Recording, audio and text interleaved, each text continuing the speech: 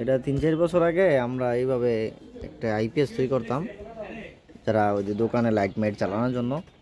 তো এটা তো শুধু ইনভার্টারটা শুধু পাওয়ার সাপ্লাই যেই এসিটা রূপান্তর করে, কিন্তু এটার সাথে কারেন্টের সাথে সংযোগ হইলে তো এটা পুড়ে যেত। এই জন্য এটা আমরা বাইপাস করাইতাম যে এটার মাধ্যমে। এখন এটা বেশি দিন টিকে না, এদের পুড়ে গেছে গা, বেশি দিন টিকে না। এই জন্য আবার এটা রেলির মাধ্যমে এটা বাইপাস করেছি। কেননা নিয়ম হচ্ছে গিয়া এই বিদ্যুৎ তো সবসময় থাকবেই, যদি এই বিদ্যুতে ওই বিদ্যুতে পায়, ইনভার্টারের বিদ্যুতে, আর যদি মেইন বিদ্যুতে পায় তো ইনভার্টারে চলে যাবে। এই জন্য আমরা এটা দিয়ে বাইপাস করেছি। দেখেন আমাদের এটা টেস্ট করে দেখাই। এই ইনভার্টার অন হয়েছে, এই যে আমাদের লাইট 100 ওয়াট, 100 ওয়াট জ্বলতেছে, 211, হ্যাঁ 100 ওয়াট জ্বলতেছে। তো এই কাপড়ের দোকানেরা চালায় কম বাজেটের মধ্যে। এটিতে ইনভার্টারে আবার পাওয়ার সাপ্লাই লস কম।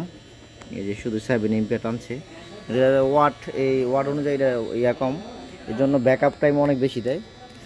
কারেন্টের সাথে সংযোগ দিলে তো এটা অটোমেটিকই আবার কারেন্টে নিয়ে নিবে।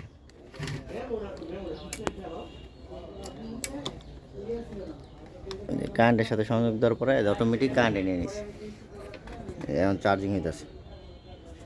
হ্যাঁ, চার্জিংও তো দারুণ ক্ষমতা কম, 1 এম্পিয়ারে চার্জিং হয়। তো পাউডার ব্যাটারি লাগানো থাকে, তো এই জন্য চলে যে 1 এম্পিয়ার চার্জিং হচ্ছে।